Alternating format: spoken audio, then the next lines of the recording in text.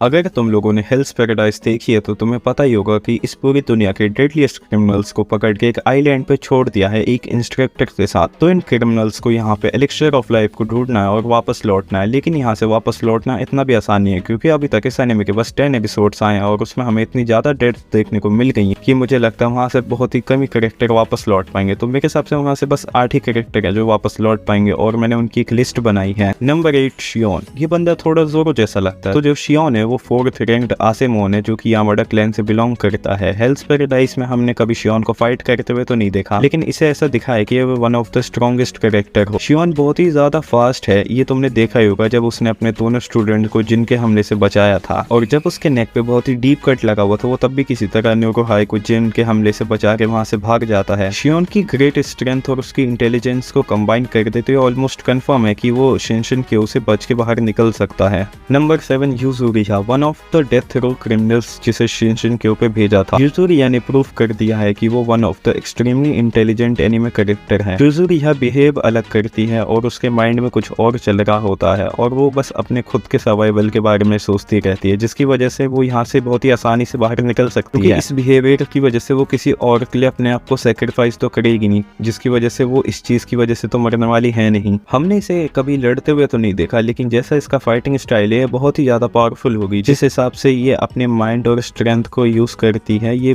बहुत ही मुश्किल कंडीशन से भी बच के निकल सकती है और मुझे लगता है वो इस आइलैंड से भी बच के निकल जाएगी। नंबर 6 तामिया कात्सुसुसा, जिस बंदे को तुम ब्लेड ड्रैगन के नाम से भी जानते हो, और ये एक डेथ रो क्रिमिनल है जिसे तामिया हाउस डिस्ट्रॉय करने के लिए पकड़ा है। इसकी स्ट्रेंथ एंड एबिलिटी प्रूव करती है कि ये स्वॉर्ड्स के साथ कितना ज्यादा अच्छा है, जिसकी वजह से इसने एक शोषण को भी अकेले ही मार दिया था। तामिया के पास ग्रेट इंटेलिजेंस एंड एंड्योरेंस है। जब उसे एक हाइब्रिड बी ने काट लिया था तब उसने अपनी इंटेलिजेंस का यूज किया और जल्दी से अपना हाथ काट दिया ताकि उसका पॉइजन उसकी बॉडी में न घुस जाए, वो एक प्लांट ना बन जाए। ये सब चीजें प्रूफ करते हैं कि तामिया कितनी एक्सट्रीम कंडीशन में भी सर्वाइव कर सकता है और वो शिनशिन क्यो से भी वापस लौट सकता है। नंबर 5 न्यूरोगाई। जैसे इसकी स्टोरी लाइन है, फैंस चाहते हैं कि ये और भी दिन तक जिंदा रहे। भले ही वो 12 साल की है लेकिन उसकी स्ट्रेंथ, इंटेलिजेंस और एंडोरेंस उसकी एज से कई ज्यादा है। वो इतनी केपेबल है कि उसने क्रिमिनल मैसकर भी सर्वाइव कर लिया था जिसमें बहुत ही पावरफुल विलन्स थे जैसे रोकोरोटा, केनको, चाइबी। तेंजा ने अपने आप को सेक्रीफाइस करके न्यूरोगाई को बचाया था, तो मुझे लगता है कि तेंजा का सेक्रीफाइस वेस्ट नहीं होगा और न्यूरोगाई इस आइलैंड से जिंदा लौट जाएगी क्योंकि उसके साथ शियोन भी है एज अ टीचर एंड एलाई, और इस आइलैंड से निकलने के बाद वो एक अच्छी लाइफ भी डिजर्व करती है क्योंकि उसने कुछ गलत नहीं किया। Number 4 Chobei, one of the most powerful criminals में आता है ये बंदा और इसे लोग बैंडिट किंग भी बोलते हैं। चोइबे ने अपने आप को बहुत ही यंग एज में पुश किया था ताकि वो स्ट्रॉन्ग बन सके और अपने छोटे भाई टोमा को प्रोटेक्ट कर सके। चोइबे की एग्रेसिव पर्सनैलिटी और उसे इंसानों को मारना इतना पसंद है जिसकी वजह से वो इतना ज्यादा पावरफुल बन चुका है कि उसने शिशोन और तेंसे का भी अटैक एनकाउंटर कर लिया था, जो कि एक बहुत ही बड़ी बात है और इसकी वजह से मुझे लगता है कि वो शिनशिन क्यो को भी एस्केप कर लेगा और यहाँ से जिंदा लौट जाएगा। Number 3 Sagiri holds the lowest rank of Yamada Asaemon on this island, लेकिन वो एक्सट्रीमली टैलेंटेड है अपनी स्वॉर्ड के साथ। जब साकरी गाबीमारू के साथ फाइट कर रही थी जो कि one of the strongest character है हेल्स पैराडाइज का, और इस बैटल में साकरी काफी क्लोज आ गई थी गाबीमारू को मारने के, तो इससे पता चलता है कि साकरी बहुत ही ज्यादा पावरफुल कैरेक्टर है। और साकरी ने जायंट बिजेन का भी हेड काट दिया था जो कि बहुत ही मुश्किल था, और इससे पता चलता है कि साकरी कितनी ज्यादा पावरफुल है।